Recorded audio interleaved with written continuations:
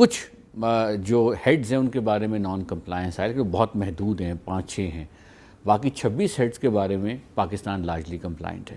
اور جو اسیسمنٹ ہے وہ یہی ہے کہ پاکستان کی حکومت، پاکستان کے ادارے، پاکستان کی صوبائی حکومتیں کافی کوشش کر رہی ہیں فائنینشیل ایکشن ٹاسک فورس کی ساری ریکمنڈیشنز کو امپلیمنٹ کرنے کے لیے. تو پاکستان سٹنلی نان کمپلائنٹ کیٹیگری میں نہیں ہے، نہ ہی کسی ایسی ڈینجرس کیٹیگری میں جس میں نان کمپلائنس کے طور پہ پاکستان کو دیکھا جائے. پاکستان جو ہے، جو ابھی رپورٹ آئی ہے اس میں وہ 4 جو ایک طرح سے کہہ لیں مدعے ہیں ان میں نان کمپلائنٹ ہے، 26 میں پارشلی کمپلائنٹ، 9 میں لارجلی کمپلائنٹ اور 1 میں صرف کمپلائنٹ ہے. تو یہ تو کوئی کمپلائنس کی صورتحال اچھی دکھائی نہیں دیتی. پارشل کمپلائنس ہے 26 ایریاز میں، وہ بیسیکلی ہے ٹیکنیکل کمپلائنس. یعنی کہ ٹیکنیکل کمپلائنس کا مطلب ہے قانون سازی کا ہونا، رولز کا ایگزسٹ کرنا، تمام قوانین کا صوبائی اور قومی سطح پر ایگزسٹ کرنا. یہ ہے جس کی وجہ سے آپ پارشلی کمپلائنٹ. اب ان کی امپلیمنٹیشن کا مطلب یہ ہے کہ اس بابت کوئی آپ نے کیسز کیے، کچھ لوگوں کو روکا، ان پر کیسز کہاں تک پہنچے، کنوکشنز ہوئیں کہ نہیں ہوئیں. تو ان میں سے کچھ چیزوں پہ ابھی فار ایگزامپل انویسٹیگیشنز چل رہی ہیں، تو آپ کو کمپلائنس ان معنوں میں نظر نہیں آئے گی جو کرائٹیریا ریکوائر کرتا ہے، لیکن نیورتھلیس ریاست اس جانب گامزن ہے. سو مے بی جب اگلی ایویلیویشن ہوتی ہے تو اس پہ آپ کے پاس کافی کمپلائنس کے اسپیسیفکس آ جائیں گے. کچھ ہمیں یہ بتائیے کہ اس معاملے پہ آگے بڑھنے کا پروسیجر کیا ہے؟ ابھی ایک رپورٹ آ گئی ہے، ایک اور ریویو ہونے جا رہا ہے، آگے کیا ہوگا؟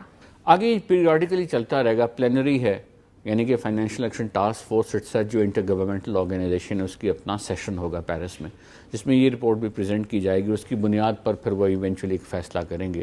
اور اس رپورٹ کو سامنے رکھتے ہوئے ہم یہ کہہ سکتے ہیں کہ پاکستان بلیک لسٹ میں نہیں جائے گا. آپ نے بہت کانفیڈنس سے کہا کہ اس کو دیکھ کے لگتا ہے پاکستان بلیک لسٹ میں نہیں جا رہا. آپ کو کیسے لگتا ہے؟ میرا کانفیڈنس تو قانون کی زبان پر مبنی ہے. جب خود وہ یہ کہہ رہے ہیں کہ آپ لارجلی پارشلی کمپلائنٹ ہیں اور 26 کرائٹیریا میں آپ پارشلی کمپلائنٹ ہیں، باقیوں میں انہوں نے اسپیسیفک ریکمنڈیشنز دی اور پاکستان کی جو کوششیں ان کو سراہا بھی ہے.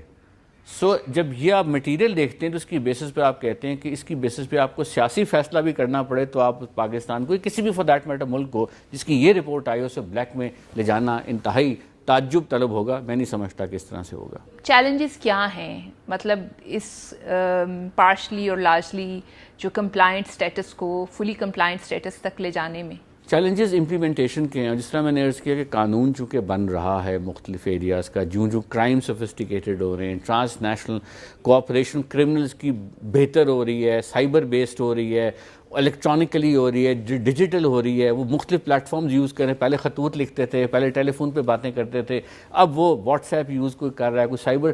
سوفسٹیکیشن آ رہی ہے. اسی لیے فائنینشیل ٹاسک فورس پہ ریکوائر کرتی ہے کہ ممالک بھی سوفسٹیکیشن لائیں. اب آپ نے آج قانون بنایا ہے، اب اس کی امپلیمنٹیشن میں کچھ مہینے کچھ سال تو لگیں گے نا. ایف اے ٹی ایف کا یہ جو سارا ریویو ہو رہا ہے اور اس ریویو کے فالو اپ میں جو پاکستان میں ڈیولپمنٹس ہو رہی ہیں، ان کو آپ کیسے دیکھتے ہیں؟ میں سمجھتا ہوں کہ پاکستان کے لیے اپرچونٹی ہے کہ اپنے آپ کو ایک رسپانسبل ریاست کے طور پہ پاکستان پر جو آبلیگیشن ہے اپنے آپ کو سیلف ڈسپلن کرنے کی وہ کرے، اور وہ کرنی بھی چاہیے.